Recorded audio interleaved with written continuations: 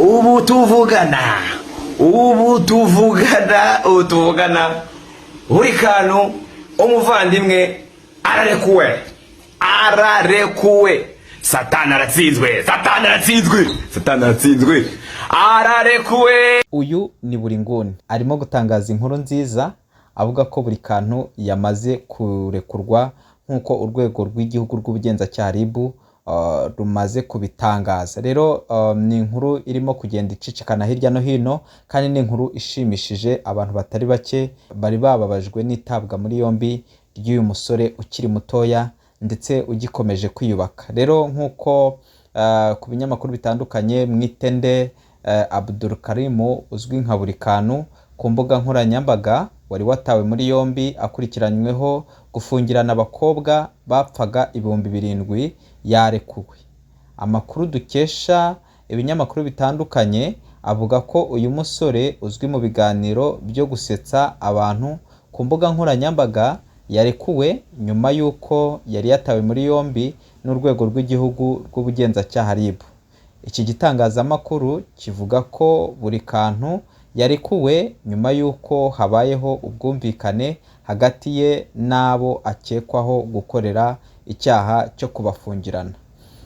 Mu masaha ya mbere ya saa sita kuri uyu wa gatanu tariki 25 Nyakanga 2025, uyu musore yanyujije ubutumwa ku rubuga nkoranyambaga rwa Instagram buherekejwe n'amashusho ari kumwe na mugenzi we Buringuni bakorana na Jackie nawe uzwi ku mbuga nkoranyambaga, aho yagize ati ubu ndi guhumeka umwuka w'inyarugenge. Mwitende Abdul Karim aka Buri Kantu yari yatawe muri yombi ku cyumweru tariki 21 Nyakanga 2025 nyuma y'uko abakobwa akekwaho gufungirana biyambaje polisi. Umuvugizi wa RIB Dr Murangira Bitieri yari yavuze ko Buri Kantu yafungiranye abo bakobwa mu nzu abamo nyuma y'uko bagiranye ikibazo gishingiye ku mafaranga 7,000 yabishyuzaga by'agaciro k'amafaranga yari yabatanzeho, arimo 5,000 y'urugendo n'2,000 ya fanta yari yabazimaniye.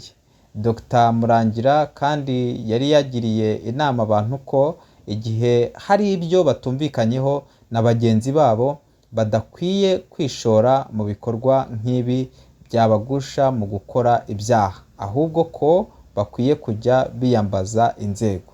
Yagize ati iyo aza kuba yumva ko bagomba kumwishyura izo fantaze n'izo tike ze, nicyo inzego zibereho, yagombaga gutanga ikirego bakabibazwa. Iri ni ryo somo abantu batumva bari bakwiye gukuramo. Buri Kantu yari yatawe muri yombi akurikiranyweho gufungirana abakobwa bari bagiye iwe ngo abafashe kujya bakora ibiganiro ku mbuga nkoranyambaga, akaza gusaba umwe muri bo kumusanga mu cyumba ngo baganiriremo, akamubera ibamba.